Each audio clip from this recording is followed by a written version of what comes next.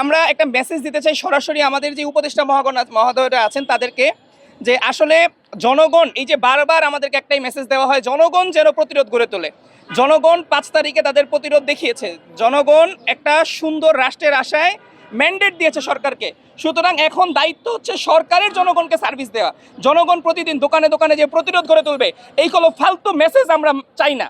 এরকম ফালতু কথাবার্তা সারাদিন, দিন শেষে আমি বেতন দিচ্ছি, ট্যাক্স দিচ্ছি, আমি সারাদিন আমি দোকান পাহারা দিব, আমি সিন্ডিকেট ভাঙবো, তাহলে আপনার কি দরকার, সরকারের কি দরকার? সুতরাং কথা আমাদের খুবই স্পষ্ট। এরকম তালবাহানা মার্কা কথাবার্তা, এরকম ল্যাপছাপ মার্কা কথাবার্তা বলা যাবে না। সোজাসাপটা কথা হচ্ছে, দায়িত্ব দেওয়া হয়েছে, প্রশাসন দেওয়া হয়েছে, সেনাবাহিনীকে ম্যাজিস্ট্রেট পাওয়ার দেওয়া হয়েছে। তারা করছেটা কি?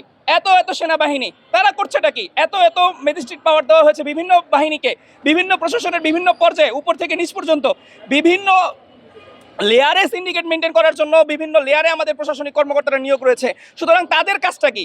আমরাই যদি যে দোকানগুলিতে আমাদের প্রতিরোধ গড়ে তুলতে হয়, যদি আমাদেরই সচেতন হতে হয়, তাহলে তাদেরকে ম্যান্ডেট দেওয়ার কোনো কারণই আমরা আমাদের নিজেদের পক্ষ থেকে দেখছি না। সুতরাং আমাদের বার্তা খুবই স্পষ্ট।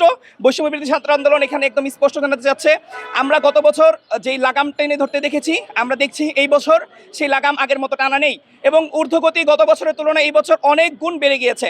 সুতরাং এখানে একটা জিনিস স্পষ্ট, যে সমস্ত সিন্ডিকেটের সাথে নতুন অন্তর্বর্তীকালীন সরকারের কোনো না কোনো মহল আতাত করে নিয়েছে। আগামী যেই রমজান আসছে সামনে, এই আসন্ন রমজান মাসকে তারা আরও বড় করে সিন্ডিকেট করে গড়ে তুলবে এবং ভোক্তাদেরকে আরও ক্ষতিগ্রস্ত করবে এবং সমস্যা ফেলে দিবে। যারা মধ্যবিত্ত পরিবারগুলো রয়েছে তাদের, আপনারা জানেন যে সিলিন্ডার গ্যাস হলো 80% আমাদের বাসা বাড়িতে ইউজ হয়ে থাকে, সাধারণ ভোক্তারা ইউজ করে থাকে, কোনো ফ্যাক্টরিতে ইউজ হয় না এই সিলিন্ডারগুলো, 12 কেজির সিলিন্ডারগুলো। সুতরাং এই একটা সিলিন্ডারে 1000 টাকার উপরে দাম বাড়িয়ে দিয়ে মানুষকে যে চাপে ফেলা হয়েছে, আমরা তীব্র নিন্দা জানাচ্ছি এবং আমরা স্পষ্ট বলতে চাই, অতি দ্রুত সময়ের মধ্যে এর সমাধান করতে হবে। আমরা এখানে আসার বেসিক্যালি মূল কারণ ছিল, আপনারা জানেন যে নিত্য প্রয়োজনীয় দ্রব্যের দাম ঊর্ধ্বগতি, সাথে গ্যাসের যে সমস্যা, সংকট চলতেছে, এটা সংকটের কারণেই নানা ধরনের সমস্যা তৈরি হচ্ছে জনজীবনে। সাধারণত যারা গার্মেন্টস শ্রমিক থেকে শুরু করে, রিক্সা চালক থেকে শুরু করে, যারা দিনে আনে দিন খাওয়া, খেটে মজুরে মানুষজন যারা আছে, তাদের জন্য এটা অসহনীয় পর্যায়ে চলে গেছে। তো সেই ক্ষেত্রে আমরা একটা কথা বলি, আপনারা চিন্তা করবেন যে বাংলাদেশ এমন একটা জায়গা, বাংলাদেশে যদি আজকে থেকে মানুষ মরা শুরু করে দেয়, তাহলে দেখবেন যে মৃত্যু মানুষের কে নিয়েও বাংলাদেশে কিছু ব্যবসায়ী, অসাধু ব্যবসায়ী ব্যবসা করবে, কাপড়ের দাম বাড়াই দিবে। আপনারা জানেন কিছুদিন আগে মাইলস্টোন ট্র্যাজেডির ঘটনায়, যখন মাইলস্টোন ট্র্যাজেডি ঘটলো, সেখানে কত শিশু আহত হয়েছে, নিহত হয়েছে, সেই শিশুদেরকে নিয়েও এই এরিয়াতে দেখা যায় পানির দাম বাড়াই দিয়ে গেছে। তারপরে যেখানে বন্যা হলো, বন্যার সময় নৌকাতে ভাড়া বাড়া যায়। তো তারপরে আমাদের আরও জায়গায় দেখেছি যে গ্যাসের সিলিন্ডার, মানে এখন আপাতত গ্যাসের যে সংকট চলতেছে, সেই সংকটের ক্ষেত্রেও দেয় গ্যাসের সিলিন্ডারের দাম বাড়াই দিচ্ছে কিছু। আমরা যে অভিযোগগুলো পেয়েছি গ্যাসের সংকট রোধে, আমরা শেওড়াপাড়া, কাজীপাড়া, তারপরে যাত্রাবাড়ি, সাভার, তারপরে ব্রাহ্মণবাড়িয়া, তারপরে ঈশ্বরদী, সাথে আমরা পেয়েছি কুমিল্লা এবং আরও অনেক জায়গায়। তার মধ্যে হচ্ছে এটা কোন জায়গায়, তো গুলশান।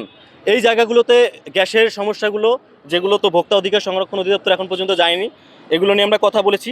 আমরা এখানে কথা বলেছি সামনে রমজানকে কেন্দ্র করে ভোজ্য তেলের মূল্য নিয়ন্ত্রণের জন্য, যে তেল এখন আমরা খাচ্ছি সেটার মূল্য অসহনীয় পর্যায়ে চলে গেছে, সেটার জন্য আমরা কথা বলেছি। সাবান, ডিটারজেন্ট সহ নিত্য ব্যবহার্য যে পণ্যের দাম অনেক আগের তুলনায় অনেক বেড়ে গেছে, সেগুলো নিয়ে আমরা কথা বলেছি। সাথে চিনি, অন্যান্য খাদ্যপণ্য অনেক কয়েক বছর ধরে এটার সংকট দেখা দিচ্ছে, সেগুলো নিয়ে কথা বলেছি। সামনে রমজানকে সামনে রেখে বাজার তদারকির জন্য আমরা প্রত্যেকটা মসজিদে যারা ইমাম সাহেব আছে তাদের সঙ্গে আমরা কথা বসবো। সেক্ষেত্রে আমরা ইসলামিক ফাউন্ডেশনের সহযোগিতা নেব।